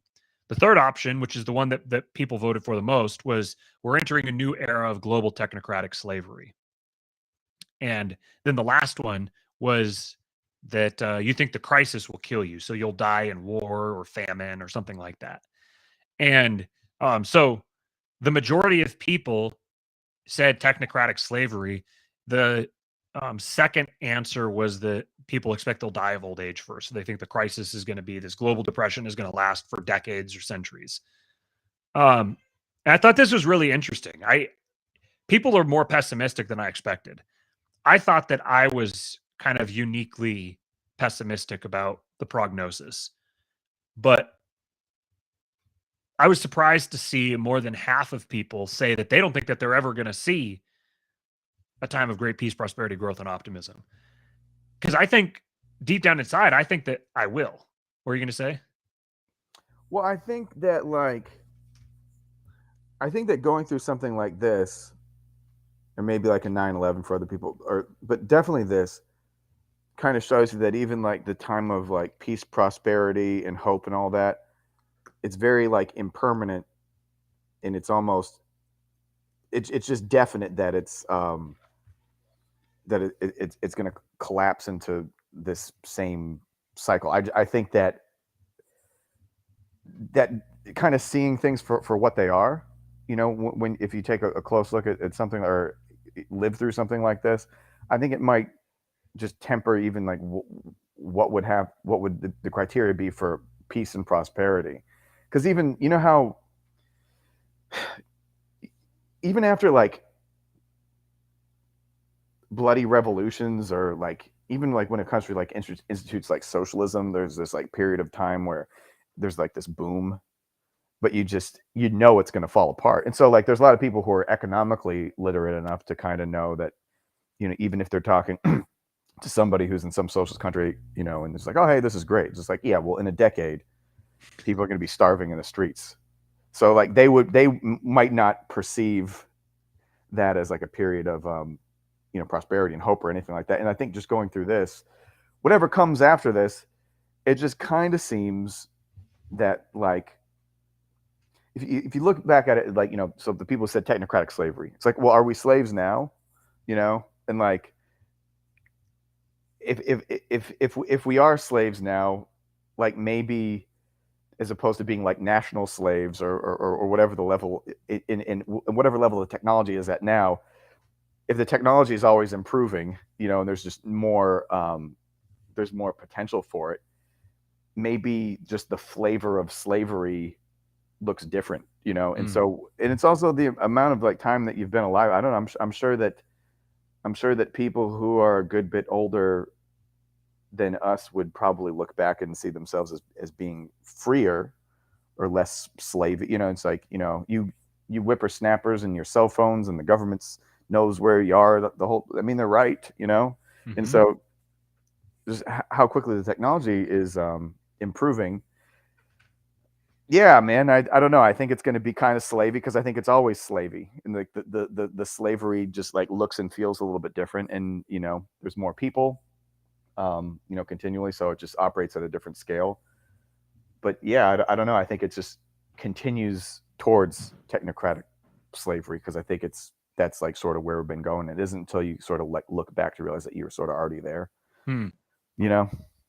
So like the spirit of, say, the 90s, you compare the spirit of which is a time of like, the introduction of the internet, and there's growth. Mm-hmm. And I mean, there's Clinton, and there was the war in Bosnia.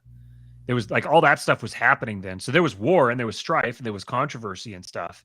But generally speaking, clearly the things are worse off to people's perceptions. I mean, people feel worse off. They feel more depressed and more chaotic and everything now than in the 90s. And then, like, if you go back by each decade, obviously people that were living in the early 40s would have been like, it's world war. Yet here in the States, you were seeing the effects of, there's like the economic effects of the Great Depression and the war going on and everything, but there wasn't the risk of, it was like people were safe here in their homes. It was, I mean, they wouldn't have necessarily felt that way because at any point it could come here, but like the war was happening in Europe and everyone was here. And then that was followed by the 50s and the 60s. And this was like, these were times of great enthusiasm and optimism and prosperity, growing prosperity and everything. I mean, at the same time, you have the Cuban Missile Crisis, you have the 70s, you get Kent State, you have stagflation, like all these different things have happened, but all there's chaos, there's strife, there's people feeling enslaved, all that kind of thing. But there's like a sentiment that kind of like persisted through that. There's like people feel positive and optimistic and hopeful, and they feel like there's opportunity and that there's stuff, there's like right now we're just bogged down in nonstop crisis. Well, I guess okay, so there's opportunity and there's all this stuff. I just wonder how much of that is real or like what function it actually serves. Of what? Like when people were feeling optimistic and there's all this opportunity. It's just like, well, who does that actually serve? And like, were they right to be optimistic? And like, just, well, would you rather live your life, if your circumstances are identical, would you rather live your life being depressed and suicidal about those circumstances, or be happy and like grateful about your circumstances? Yeah, no, I think you can trick yourself into like thinking anything for sure. And I think it's different for everybody. I think for some people, like, they want to be like happy and like all the gratitude people and like all that stuff. And I think it has its purpose, but I don't know. Like it's like, well, what's real? And like if you go back and you look at all like the hope for the future that may have existed previously, I don't know. People like when people were like really stoked on the internet, and it's just, man, we have all this like information and we can exchange it with people, and like the truth is going to be out there. And it's like, okay, in actuality, where did the fucking internet get you? You know what I mean? It's just, I guess, like I'm not a big happy fan, and that's not just because I'm a naturally depressed, suicidal person. It's just because I think happiness is a little bit of a trap. I don't know about happiness. I've never, like, it's never sat well with me, and I think it can trick you, and I think it can get you bad places. I don't know what the goal is, but I don't think it's happiness, and it's not just because I'm like a miserable. Yeah, I don't think happiness is really the metric. The thing I'm trying to drive at is like, maybe most simply it would be like people feeling like they have something to live for. Yeah, well, sure. And I don't know. I think maybe a lot of that, people feeling like they have something to like live for, is like serves to just sort of like raise the GDP sometimes. Like I don't know if it means a lot more than that. So everyone would be better off if they just Jim Jones themselves. Well, I don't know. Oh, dude, I gotta teach a class, man. Don't get me all distracted and no, but yeah, no, I don't know. I think, well, I think we're so far off the fucking mark, it's very hard to say, and I think that like a lot of like what is like set up for is just inevitable. But in terms of like how people would choose to deal with that, like I don't know, I'm sure that there's like some people out there just like, I want to see things totally for what they are, even if it's like the most like negative way of looking at things. And I think other people just, you have to make the best out of your circumstances and be grateful for what you have. And I think that's all fine too. But like, I think the way I'm interpreting the poll thing in terms of the sort of the spirit that's like in the air and just like, yeah, things are going to be like, I don't know if that's, I think it feels good, and I think it's, I think that there's a lot of things in life that are useful like that. Like, I don't think there's any real thing as meaning. I think meaning is a very, sort of a concept that people use to like put a carrot in front of themselves, and I think it's useful evolutionarily, because I think what you're doing has some kind of meaning or significance. Then yeah, you're going to be more passionate about it and you're going to achieve more. And there's a whole argument, well, doesn't that make it real if it yields better results in the whole fucking thing? No, for me, as my answer. But like, I don't think love's real, but I know a lot of people think like love is real. And so that I think serves like a purpose too. I think it's all like contrived bullshit that serves functional purposes to help people, live and reproduce in the whole thing and thrive even. And so it's great. So, yeah, I don't know. In terms of like the whole like spirit of that in the air of like hope, and everything like that. I know what you mean, but I just looking back and kind of like having lived through all this, I look back and it's like, man, was any of that? What did any of that mean? Was that like real? Did I just get swept up in, feeling what everyone else around me was feeling? That's all. I think that there's, I mean, I think you can divorce yourself from all,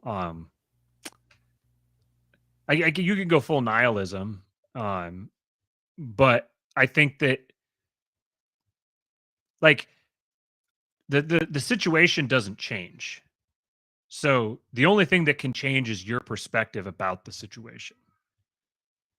And so if your perspective on the situation is like, I guess I don't buy that people actually believe that that they will never experience that time again. I think that there's a degree of self-deception that's happening here. And the reason I know this is because I feel the same sentiment in myself. But if we really believed as human beings, if we really believed that the world was never going to have any sentiment of peace or harmony or prosperity, there was no opportunity for growth or optimism again.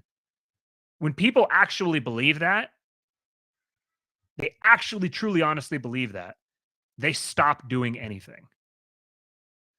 The only thing that would actually convince somebody to do something would be if somewhere deep down they actually do believe that there's the possibility. They do believe that there's the chance. There's something positive to move toward. And so I think that we have to divorce ourselves from having the circumstance dictate our perception of it, because the circumstances, we don't control these outcomes at an individual level. None of us controls these outcomes. These outcomes are they're almost preordained. This is why people can often predict some of this stuff, is because a lot of these outcomes are basically preordained by the fact that they're the product of people acting according to existing incentive structures. And when you identify the incentive structures, you identify the way that people are going to respond to them, because people are predictable. So, like the whole thing, you'll own nothing and be happy. That's going to happen. You will own nothing, and you will be happy about it. Because the owning nothing part of it is what's going to change. You're going to live in a world where people don't own things in the way that we've been trained or that we've grown up to understand ownership. Ownership as a concept is going to change. For some people, it's going to change in a really bad way to like our perspective, at least, and probably to theirs as well. For other people, it's going to change in a really, really good way, because thinking about ownership in a different way opens up all sorts of different possibilities and opportunities. And ultimately, opportunities, like what people want is opportunities. They don't want to have their options restricted from them, but only their perception of it. Because ultimately, people don't like having to make decisions. Deep down, people want decisions to be made for them. This is why a state is always going to wind up existing, because people are ultimately going to want to outsource those types of decisions. What's changing is the types of decisions that you're able to outsource.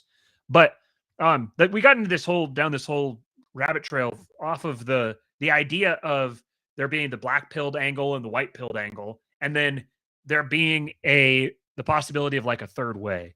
And I think the third way is that whatever the future is going to look like, it's going to be a hybrid of what the black pilled people and what the white pilled people are predicting, because they're both looking at the data that's in front of them and they're trying to extrapolate from it. But due to ideological predilections, The black-pilled people are only predicting part of the future. The white-pilled people are only predicting a different part of the future. But unless you're going to actually predict the actual end of the world, which I know that Populibs is beginning to make that case, unless you're predicting the actual end of the world, in which case, why do you care about virtually anything that's happening around you? If you care about the things that are happening around you, it's because you don't actually think that we're approaching the end of the world.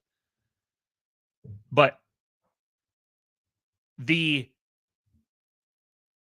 guess I'm trying to figure out how to carve out a new space where we aren't black-pilled and we aren't white-pilled.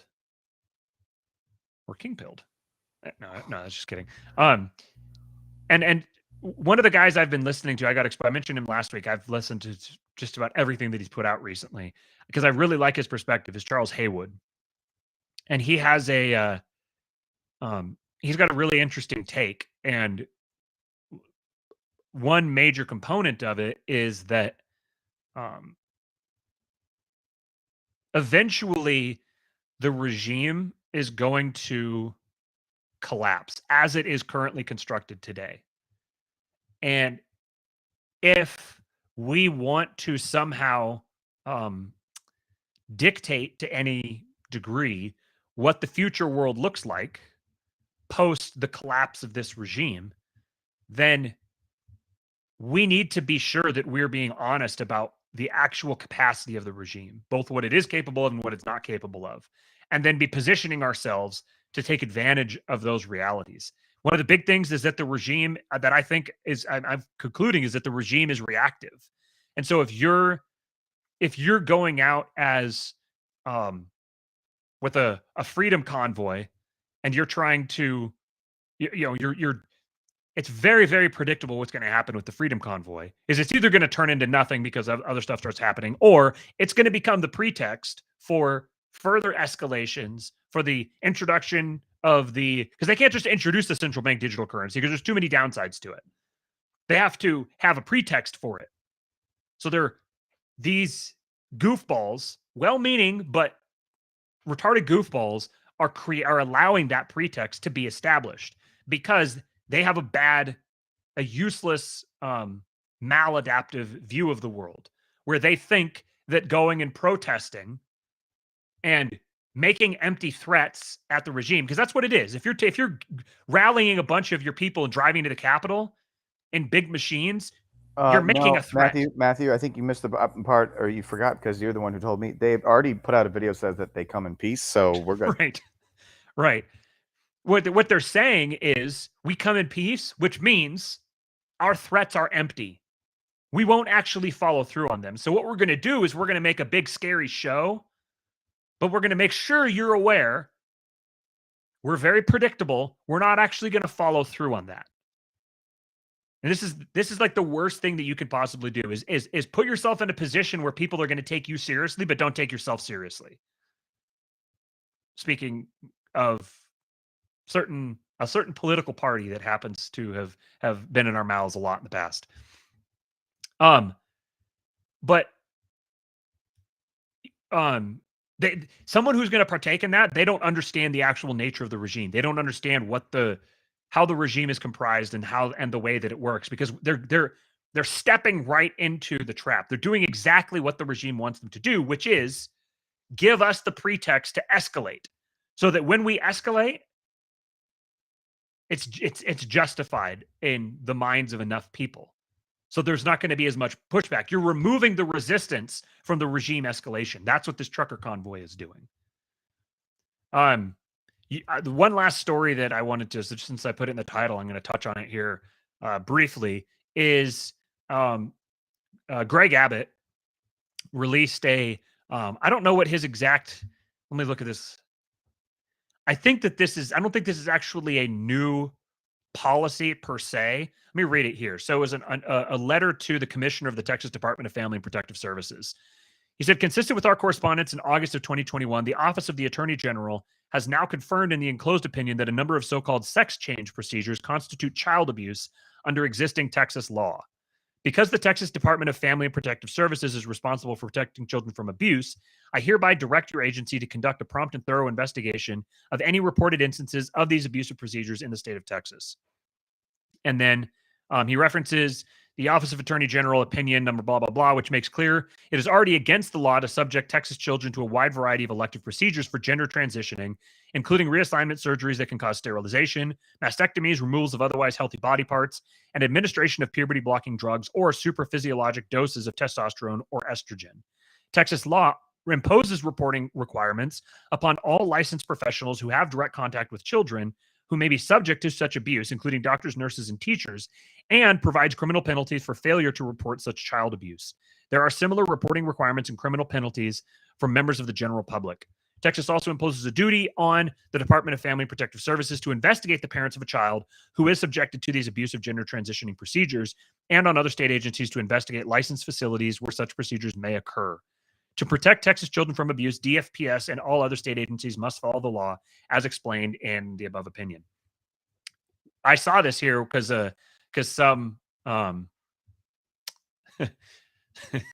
automotive transmission tweeted about it hysterically, about how it's targeting families of trans children. And I just wanted to say that this is objectively a good thing. I'm not taking it beyond what it actually is. It's blustering, and it's a lame duck governor trying to do whatever he can to prevent him from losing his upcoming election. But this is the type of pushback that is valuable because it's a toe in the door. By creating this pretext, the people who are in positions of responsibility here have the legal cover. The ones who actually want to push back against this type of thing, they now have the legal cover to do so. And it creates a toe in the door. This isn't a kill shot. This isn't a silver bullet, but it creates a toe in the door for a shift in the culture. And as we've seen in Florida, as someone like DeSantis continues to take strong stands against these types of child abuse or stuff related to various other related policies, as he takes more and more bold stances, it puts pressure on other Republican governors to do the same thing. And this is the type of area where you can actually make a difference, is by trying to pressure and force this type of thing, to force governors to take responsibility for protecting the vulnerable populations among them who need protection from vicious predators, like children who are being induced to mutilate themselves and be abused by their parents. This is something I'm very happy about. I'm very happy to see this type of thing happening, even if it is not intended to be an actual legitimate step. It can become a legitimate step in the right direction if people take it seriously and capitalize on this opportunity. So this is where having people in positions of local government can be very useful, because now you can have, whether it's a mayor or a sheriff or members of local school boards, they can take something like this and run with it. They can champion the cause. They can make a lot of noise about it and prevent it from being dustbinned. So anyone who's listening to this show, if you're in a position where you can actually capitalize on something like this, whether it's you're in another state and you can now put pressure on your governor to make a statement like this, or if you're in Texas and you can either run for local office or put pressure on people who are in local office to start changing the cultural winds on something like this. One thing that Charles Haywood points out that I really like is, he said, especially if you study all regimes that have reached the point where this one is, the vast majority of people just endorse and support and champion the regime narrative simply because it is the regime narrative, whether it's attraction to power or just wanting to be popular or wanting to demonstrate oneself as enlightened and aware of the obvious common knowledge. Like, those are the reasons why people will support a regime.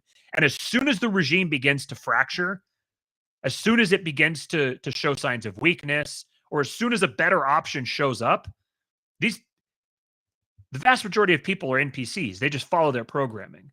And their programming says, follow the loudest, strongest voice in the room. So as soon as, like, one example he uses is in the 30s. A bunch of avowed Marxists just like overnight became Nazis because it was the new in vogue thing. It was very popular in the 1930s to be a Nazi because that was the new thing that was on the rise. When communism collapsed, suddenly nobody wanted to be associated with communists anymore. Nobody wanted to be a communist. It took decades to try to rehabilitate it. And this current regime, once the collapse begins, so long as there is an institution or a movement or a body of people there ready to present an alternative, ready to fill that void, then the vast majority of people, you don't even have to go personally try to persuade all of them. They'll naturally abandon this. So wokeism doesn't have any staying power. It's not going to. There's going to be people who continue to endorse it, but it's not going to be the official ideology of the regime for into perpetuity. There's too much completely discordant with reality about it. And it's not adaptive for the long-term it's not adaptive for sustaining power long-term. So I think this type of thing is, to use the colloquialism, this type of thing is the white pill. I like seeing this type of response. And but it only matters if people recognize it and they're willing to start taking actions to capitalize on it to continue the momentum. Anyways, we just passed the 2-hour mark. I know you've got to go teach a class. I've got a family to go hang out with and a Substack to start. So yeah, I think that's all I had to talk about. Do you have anything else you want to say? Listen to this purr. Pretty intense. I love it. Yeah. Happy Thursday. Yeah. Happy Thursday. Shout out to everyone in the chat. Appreciate you guys. As always, it was a really good chat. I was kind of keeping an eye on it. I've gotten better at being able to talk about one thing and read at the same time and try to keep both trains of thought going. I can't believe how not round to earth it got, but that's pretty. It makes me very happy. All right. We'll talk to you later, guys. Oh, I have to open this page up more so that I can actually hit the end stream button.